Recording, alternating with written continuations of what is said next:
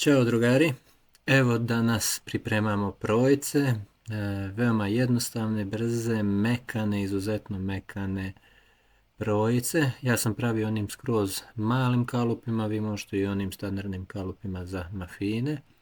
Vidjeli ste tamo koje su mjere.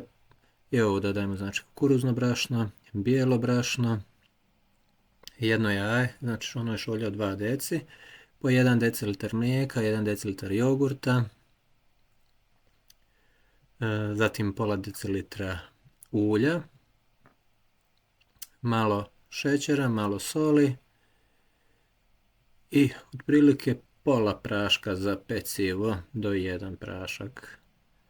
Sve to dobro izmiješamo da nema grudvica, znači dobro slobodno izmutite da nema grudvica. Ukoliko vam se svidio ovaj naš video, molim vas ostavite like ili komentar.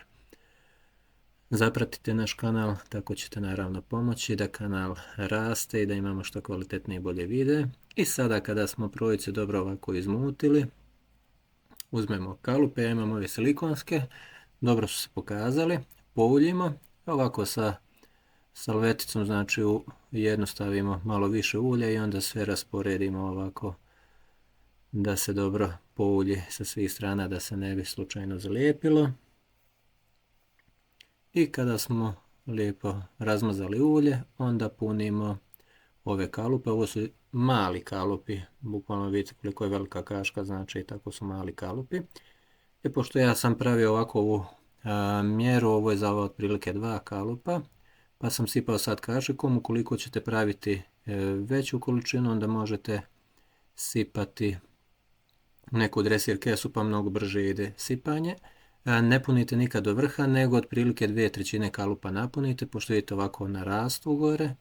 Malo su se ovako izvitoperili, zašto sam ja otvarao da vi vidite kako se peče. Bolje bi bilo da se ne otvara prilikom pečenja, znači na 180 stepeni, otprilike nekih 10 do 12 minuta, opet zavisi od rerne. Ostavite mrvicu da se prohladi, evo samo da vidite kako je unutra lijepo i zaista su mekane, fino pečene. Možete veoma brzo da napravite, znači bukvalno za nekih pola sata poješćete ih, znači i pripremiti, napraviti, ispeći i pojesti. I to je to, znači ove projice možete da, evo vidite kako su mekane, zaista možete jako brzo da ih napravite. Veoma su ukusne, možete čak praviti kombinaciju unutra da punite i sa nekim, ne znam, špinatom, blitvom, sa nekim kombinacijama sira. Možete čak, ja sam pravio nekada i sa nekim onako iseckanim čvarcima ili nešto tako slično, uglavnom možete se igrati. I ovdje sam ja sad kombinovao, jeo sam sa kajmakom i domaćim ajvarom i zaista je bilo ukusno. Nisam ostavio ton zato što je ovo sve bilo na engleskom sada što sam pričao za moj drugi kanal za englesko govorno područje.